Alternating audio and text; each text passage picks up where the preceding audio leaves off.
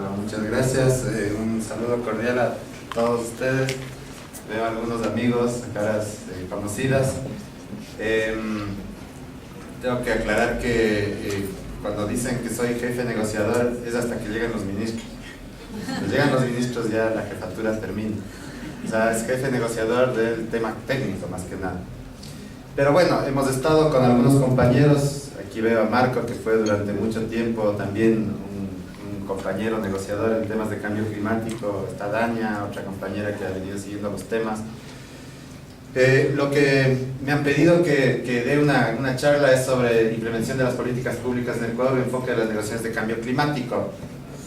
Evidentemente, al ser un tema de negociación internacional de cambio climático, existe un vínculo, aunque no tan directo, con las políticas públicas, porque claro, la negociación internacional depende de otros factores. Sin embargo, hemos tratado de hacer un análisis sobre cómo la política pública influye, la política del gobierno y la política pública influye en la posición ecuatoriana en las negociaciones internacionales, y cómo los resultados de las negociaciones internacionales se ven reflejados o pueden reflejarse en la política pública. Básicamente por ahí va la presentación. ¿Quién me ayuda a pasar? ¿Yo mismo? Mejor yo mismo. Bueno, las negociaciones de cambio climático dejaron de ser un tema ambiental desde el inicio. O sea, las negociaciones de cambio climático no solo se discuten temas ambientales. Si bien es cierto, el cambio climático es un tema que afecta al ambiente, pero es un tema que afecta a todos los sectores de la economía y la sociedad. Se toman decisiones sobre temas de comercio, temas que tienen que ver con la Organización Mundial de Comercio, se tocan temas de subsidios, de agricultura, transporte aéreo, seguridad, soberanía alimentaria. Es decir, es quizás el foro geopolítico más importante que hay en este momento relacionado con lo ambiental. Aquí el tema ambiental es un elemento más, pero hay otros que son igual o mayormente importantes, y esa es la razón por la cual muchas veces las negociaciones de cambio climático son infructuosas, porque claro, estamos enfrentándonos a poderes económicos mundiales, globales, incluso imperiales, y es bien difícil que los países que no tenemos el veto en Naciones Unidas ni en el Consejo de Seguridad podamos incidir demasiado en algunos aspectos de esta discusión. Evidentemente hay temas que afectan, incluso que podrían afectar las economías, incluso a los países en desarrollo.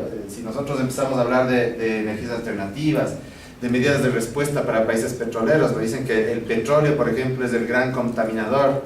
Sabemos que es así, y una de las cuestiones que están postulando por ahí es que los países prácticamente sean sancionados por vender petróleo cuando esto nos afecta en nuestra economía.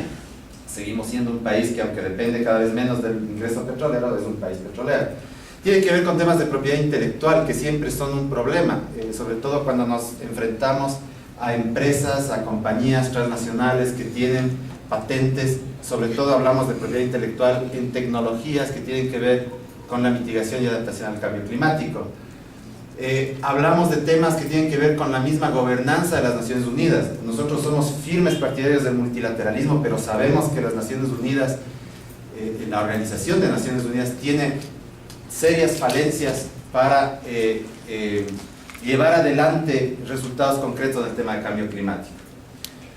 Y la realidad de esto es esta, es decir, las emisiones de CO2 han aumentado de una manera espectacular en los últimos años, y esa es la realidad. Es decir, las negociaciones de cambio climático, los esfuerzos que hacen o no hacen los países, se reflejan en esta simple gráfica, que lo que muestra es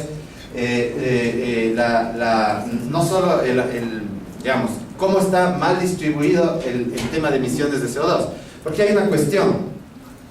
En las últimas reuniones, recuerden que cada año hay una conferencia de las partes de cambio climático, y en las últimas conferencias de las partes lo que se trata de postular por parte de los países desarrollados que no han cumplido con sus compromisos de reducción de emisiones, de la lucha contra el cambio climático, que es un principio básico, que es el de responsabilidades comunes pero diferenciadas. Esto quiere decir que todos los países somos responsables del tema de cambio climático, pero hay países que son más responsables que otros, básicamente.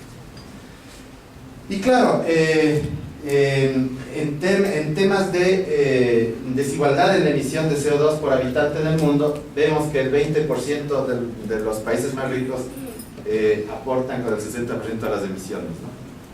De gases de efecto invernadero. Entonces, y el 20% más pobre de los países aporta con apenas el 0.72%.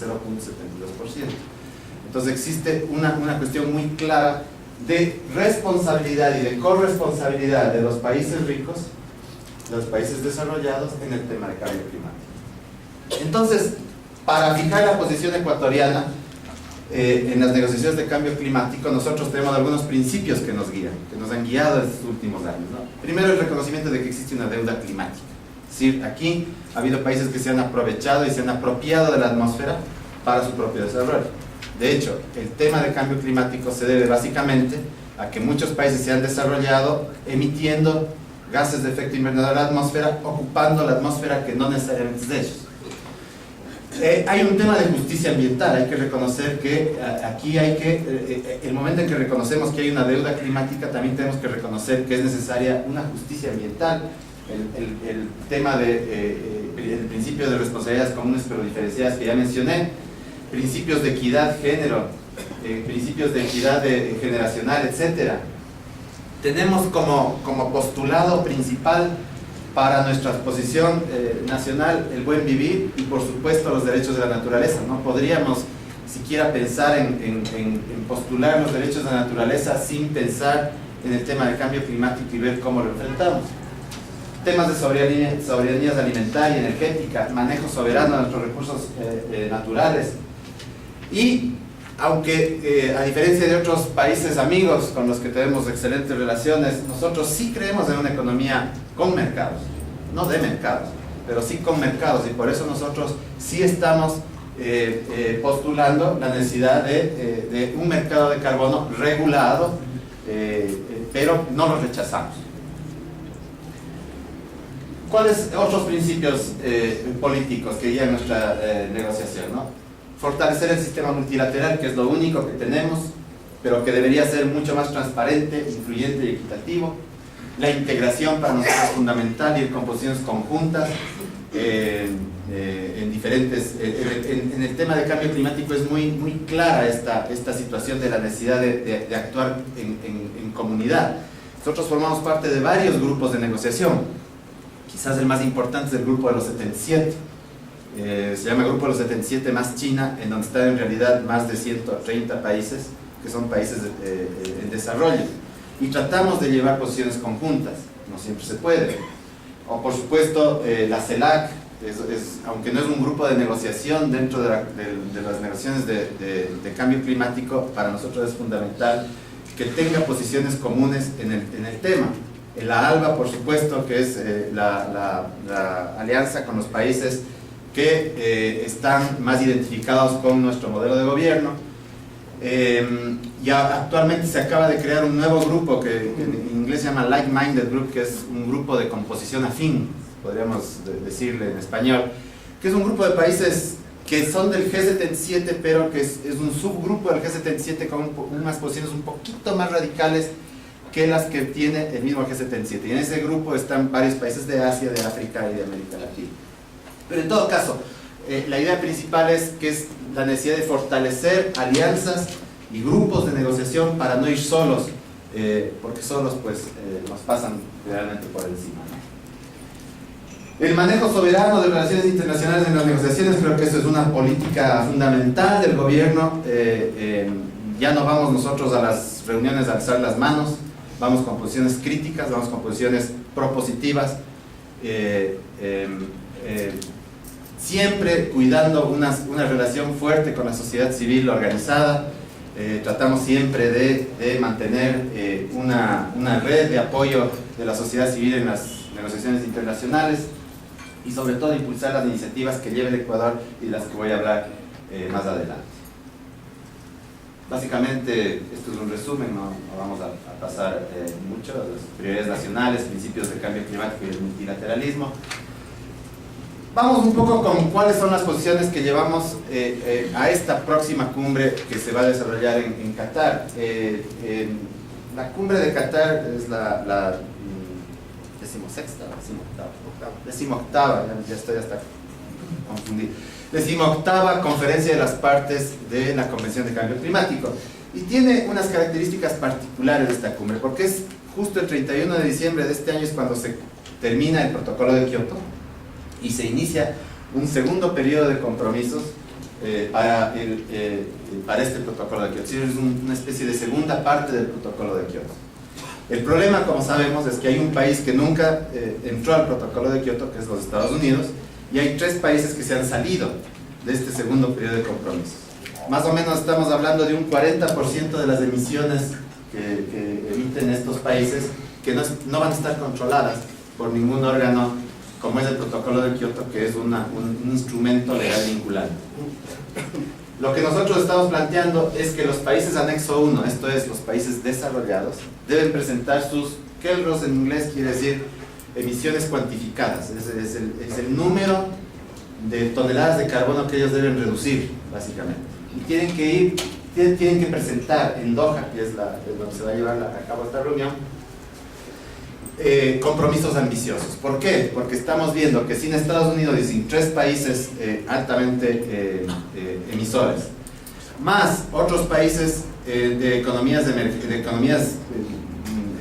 mucho más emergentes, como son China, que tiene el 25% de las emisiones, casi un 60-70% de las emisiones no están reguladas por el protocolo de Kioto. Si sumamos China, India, Brasil, Sudáfrica, que son países que no están en el grupo de anexo 1, porque son países en desarrollo, tenemos un 70% de emisiones que no van a estar esta vez controladas por ningún instrumento vinculante. Por lo tanto, creemos que los países de anexo 1 que están en el protocolo de Kioto deben presentar estas metas de mitigación mucho más ambiciosas.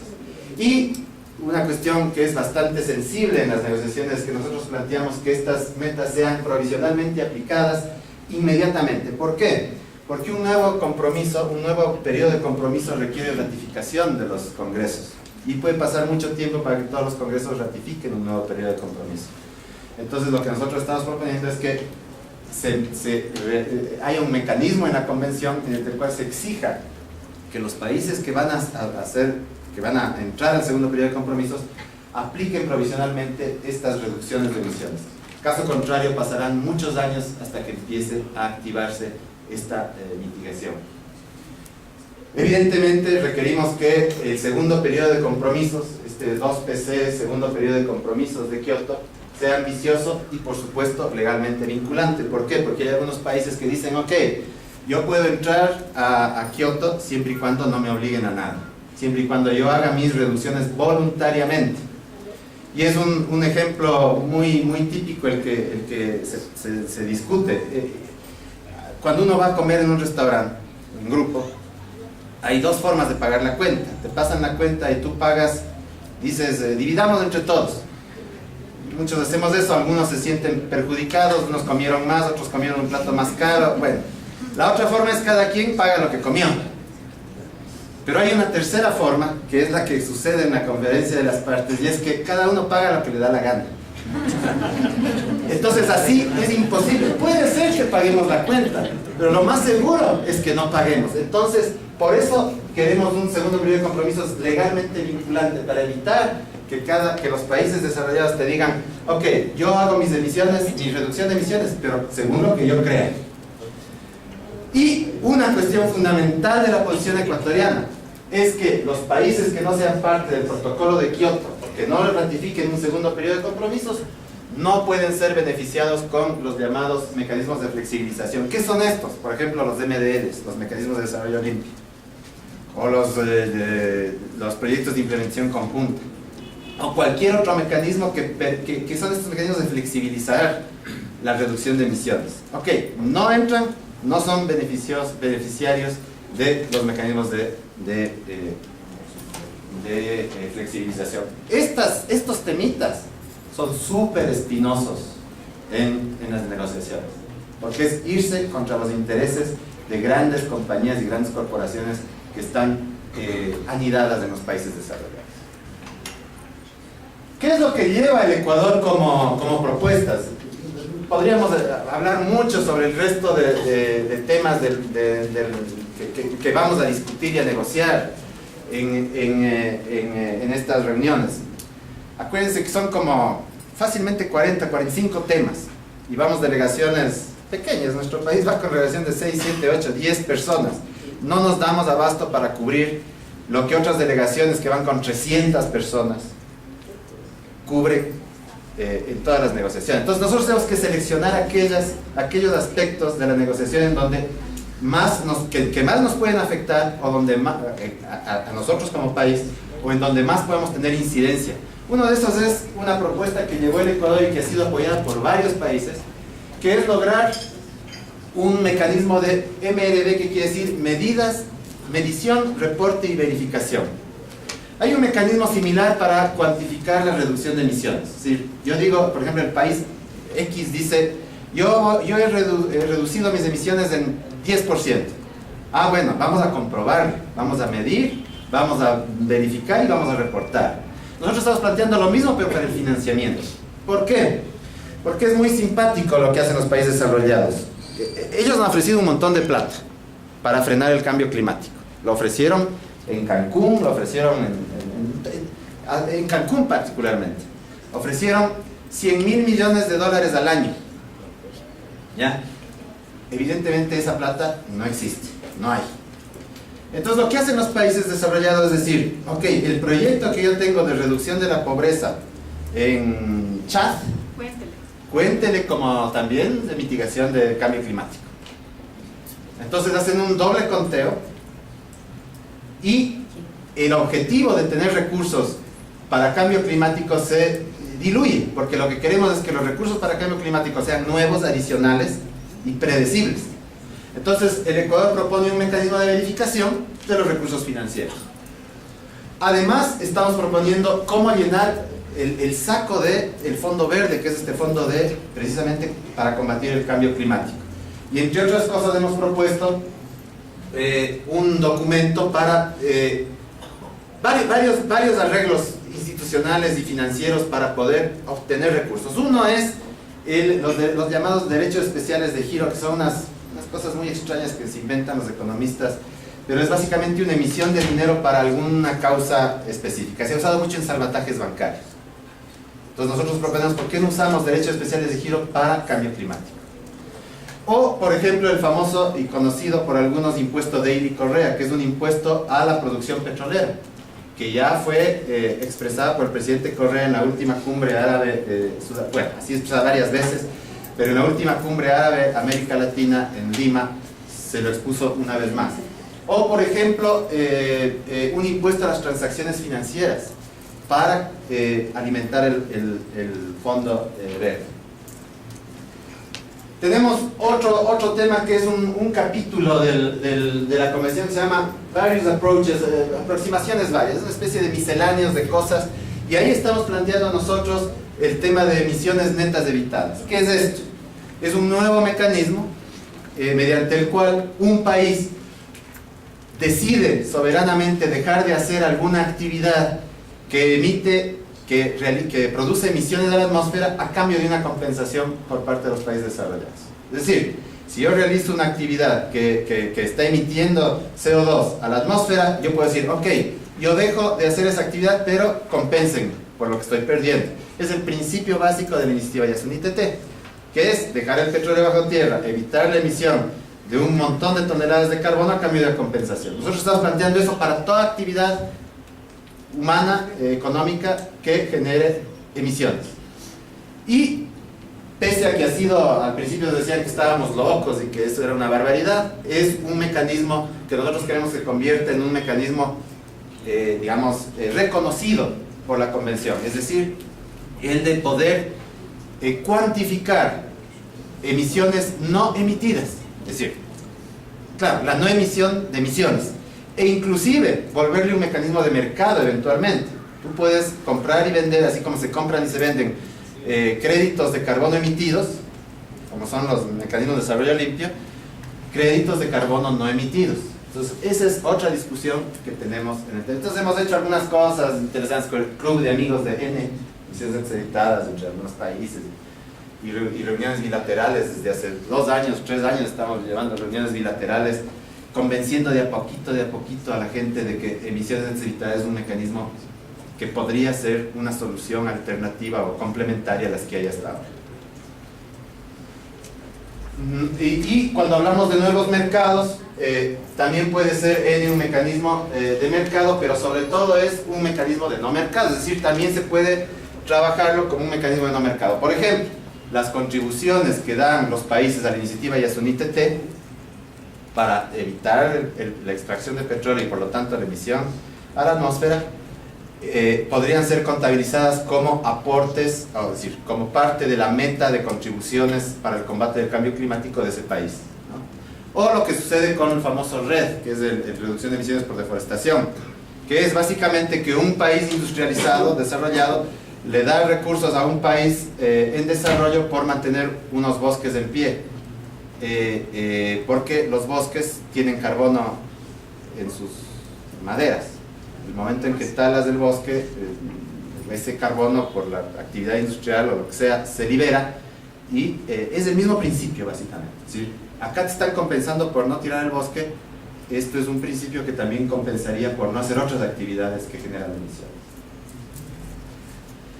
El otro tema, y creo que con esto ya voy terminando, es la famosa plataforma de Durban, que es una especie de hoja de ruta que se decidió el año pasado para precisamente adelantarnos a qué va a pasar después de que termine el segundo periodo de compromisos de Kioto. El segundo periodo de compromisos, que todavía no hay decisión sobre cuándo mismo se va a acabar, que esa es otra discusión. Unos dicen 5 años, otros dicen 7 años, otros dicen 9 años. La plataforma de Durban lo que busca es precisamente generar un nuevo mecanismo jurídicamente vinculante en el que los países se comprometan a reducir sus emisiones. Eso es una nueva versión del protocolo de Kioto, vamos a decir. El tema ahí es que, claro, los países como Estados Unidos, básicamente Estados Unidos, pero también la Unión Europea y otros, lo que dicen es, ok, ustedes quieren que yo entre a un mecanismo vinculante, métanle a China. Porque China aporta con el 25% de las emisiones. ¿Cómo así? No me van a decir el cuento de que China es un país en desarrollo. Eso es lo que dicen los norteamericanos, por ejemplo, ¿no? Los japoneses. Y Japón tiene razones serias, porque a Japón entrar en el protocolo de Kioto le significa una inversión brutal para poder reducir sus emisiones y pierde competitividad con su vecina China. Es un tema económico, aquí estamos discutiendo temas económicos, ¿no? El ambiente no importa, en otras palabras. Aquí es un tema de geopolítica económica y básicamente económica, corporativa. Entonces, nosotros planteamos la necesidad de que sí tiene que haber una hoja de ruta de temas de discusión, pero con unas condiciones. Garantizar los principios de la convención, del nuevo acuerdo, porque algunos ya se lo quieren volar al principio de responsabilidades comunes pero diferenciadas. Precisamente para que China entre en el juego. Algunos dicen, se habla de las circunstancias nacionales, hay que tener en cuenta las circunstancias nacionales, hay que reconocer, por ejemplo, que si bien China tiene el 25% de las emisiones, y no es que yo defienda a los chinos porque sí, sino porque los chinos han hecho mucho más en sus esfuerzos de mitigación que los países industrializados. Y eso lo dicen, no lo digo yo, lo dicen los estudios de los organismos internacionales. Ellos dicen, por ejemplo, que el nuevo acuerdo debe ser aplicable para todos. Un claro mensaje a China, India, Brasil, Sudáfrica y a las economías emergentes. Entonces, nosotros queremos saber cómo se va a llevar a cabo ese aplicable para todos, sin perder el tema de responsabilidades comunes pero diferenciadas. ¿Cómo fortalecemos el multilateralismo? ¿Cómo garantizar mecanismos de control, ¿no? De control de que realmente se estén reduciendo emisiones, de que realmente se estén entregando los recursos que ofrecieron, etc. Y sobre todo, cómo la plataforma de Durban,